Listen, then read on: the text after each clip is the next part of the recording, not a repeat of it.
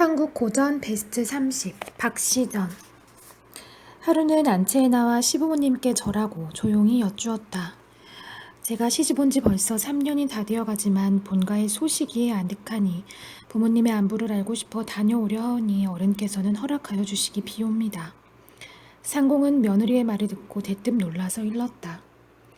네 심정은 짐작은 간다마는 여기에서 금강산까지는 500리에 달하고 길도 험한데 어찌하여 네가 떠나고자 하느냐. 나이 많은 남정네도 출입하기가 어려운 곳인데 하물며 여자의 몸으로 떠날 수 있단 말이냐. 박씨가 숨을 죽이고 가만히 있자 덧붙여서 말하였다. 쓸데없는 생각은 아예 먹지 말도록 해라. 그러나 박씨는 상공의 말을 듣고 송구스러운 듯이 말하였다. 물론 아버님의 말씀이 옳으신 줄 압니다마는 꼭 다녀오고자 하니 심정이니 부디 허락하시고 어른들께서는 너무 염려 마십시오. 상공은 박씨의 지혜로움을 알고 있어서 더 이상 말리지 못하고 승낙하고 일렀다. 너의 효성이 아름답기로 꼭 한번 다녀오도록 할 것이다. 내일 떠날 차비를 차려줄 터이니 속히 다녀오도록 하여라. 다시 박씨가 여쭈었다. 저 혼자 사나흘 동안이면 충분히 다녀올 수 있습니다. 그런즉 모든 차비는 필요치 않습니다. 사실 박씨의 재주가 월등함을 짐작은 하지만 그렇게 빨리 다녀올 수 있는 줄을 몰랐다. 박씨의 신통력이 그토록 뛰어나다는 얘기를 듣고 나니 상공은 더욱 신기하게 여겨져 흔쾌히 허락을 내렸다. 이튿날 시부모님께 절하고 방으로 돌아온 박씨는 개화를 불러 다짐을 주었다. 징정집에 잠시 다녀올 테니까 너는 내가 떠난 모습을 어떤 사람에게도 소문내지 말도록 해라. 말을 끝마치자 뜰에 내려와 서너 걸음 걷다가 몸을 구름 위로 날려 눈 깜짝할 사이에 금강산 비취정에 이르러서 부모님께 절하고 문안을 드렸다. 딸의 수척해진 모습을 보고 박저사는 슬픔이 복받쳤으나 딸의 손을 잡고 탄식하듯 말했다. 어언 시집 보낸 지 3년 동안에 너의 운명이 기박하며 서러워했으나 이는 어쩔 수 없는 하늘의 뜻이어서 방도를 찾지 못했지만 이제부터 너의 불행이 끝이 나고 헤아릴 수 없이 많은 행복이 주어질 것이다. 이달 15일에 서울로 올라갈 터이니 너는 잠시 쉬고 가거라. 박씨는 말씀 그대로 몇 해 동안의 정을 풀며 부모님을 모시고 있는 처사내외가 재촉하며 말하였다. 네, 시아버님께서 기다릴 테니 어서 돌아가서 안심시키도록 해라.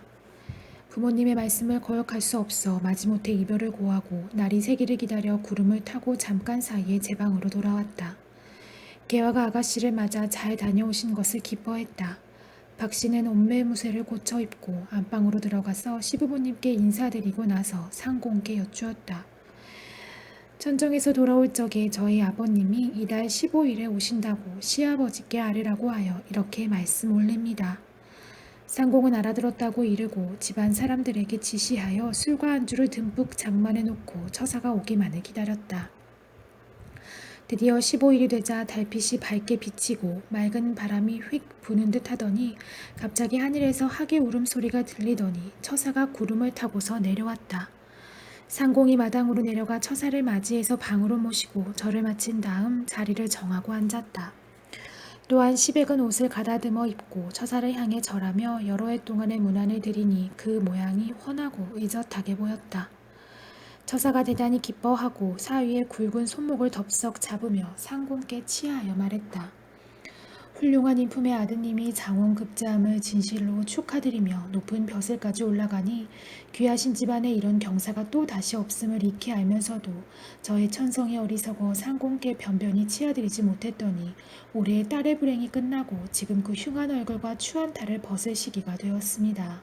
제가 여기까지 찾아와서 과거에 급제한 사위를 높이 치하하고 더불어 딸아이를 보고자 이렇게 찾아왔습니다. 상공은 처사의 말에 깊은 뜻이 숨겨져 있음을 짐작하고 갑작스런 기쁨을 이기지 못하여 주객이 술을 마시며 서로의 정감 있는 말을 나누기에 밤이 깊어가는 줄도 모르고 있었다. 마침 다구는 소리를 듣고 나서야 잠자리에 들어 편히 쉬고 처사는 박씨의 방에 들어갔다. 박씨는 부친을 맞아 절하고 문안까지 드리니 처사가 딸의 손을 잡으며 남쪽을 향해서 앉혔다. 처사는 부드럽게 웃으며 박씨에게 일렀다. 비로소 오늘에야 너의 허물이 다 끝났다. 하며 기적을 일으키기 위해 부르는 말을 줄줄 외며 소매를 들어 박씨의 얼굴을 가리키자 그다지도 흉하던 얼굴의 허물이 깨끗이 벗겨지며 옷 같은 고운 얼굴의 뛰어난 미인으로 바뀌었다. 처사가 호탕하게 웃으며 박씨에게 말하였다. 너의 이 허물을 내가 가져가고 싶다만 의문을 품 길이 없구나. 그러니 시아버님께 잘 말씀드려 괴짝 하나를 얻어서 시아버님과 서방에게 보여 의심을 풀게 하여라. 이제 오늘부터 너와 내가 이별한 뒤 70년이나 되는 긴 세월이 지나야 우리 부녀가 다시 만나 다하지 못한 정을 풀 수밖에 없겠구나. 처사는 아쉬운 듯 딸의 모습을 쳐다보고 바깥으로 나가서 상공과 이별하며 말했다. 다음에 혹시 어려운 일이라도 있으시면 며느리에게 물어보도록 하십시오. 처사가 마당으로 내려서 두어 걸음 걷는 것 같더니 이내 모습이 없어졌다.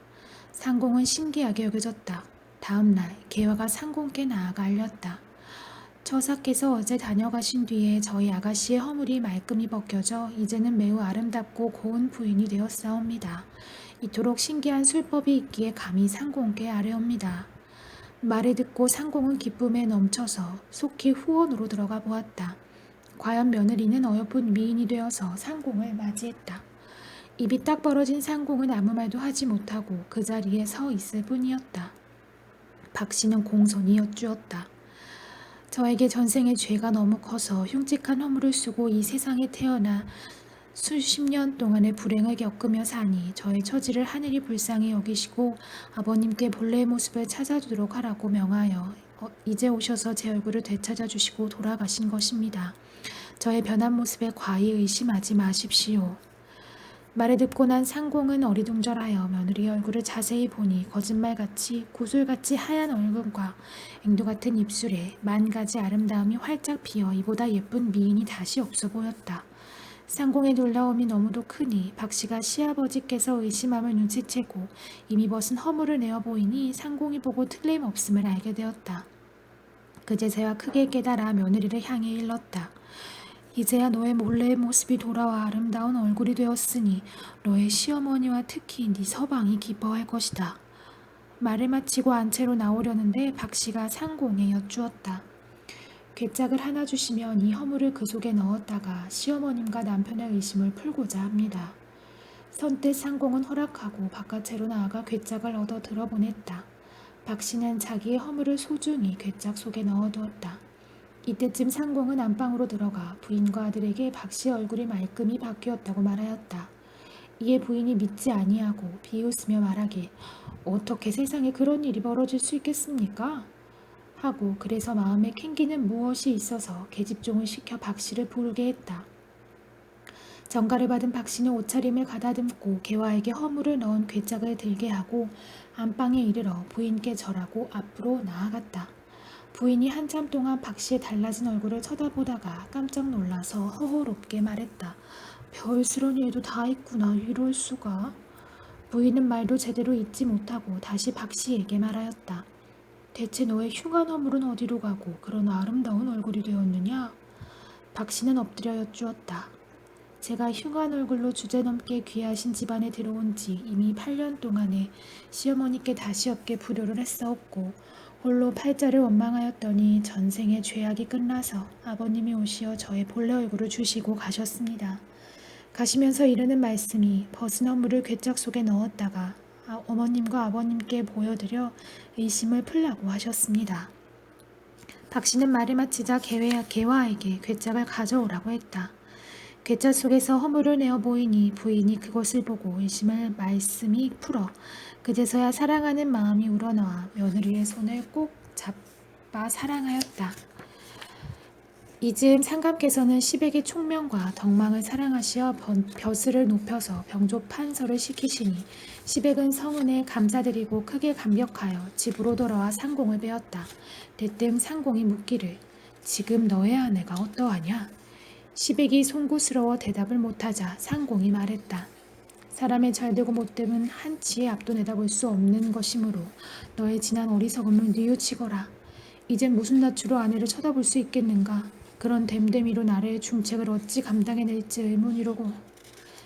시백은 면구스러워 아무 말도 하지 못하다가 날이 저물자 박씨의 방에 들어가니 박씨는 등불을 밝히고 얼굴빛을 엄숙해 하고 앉아 있었다.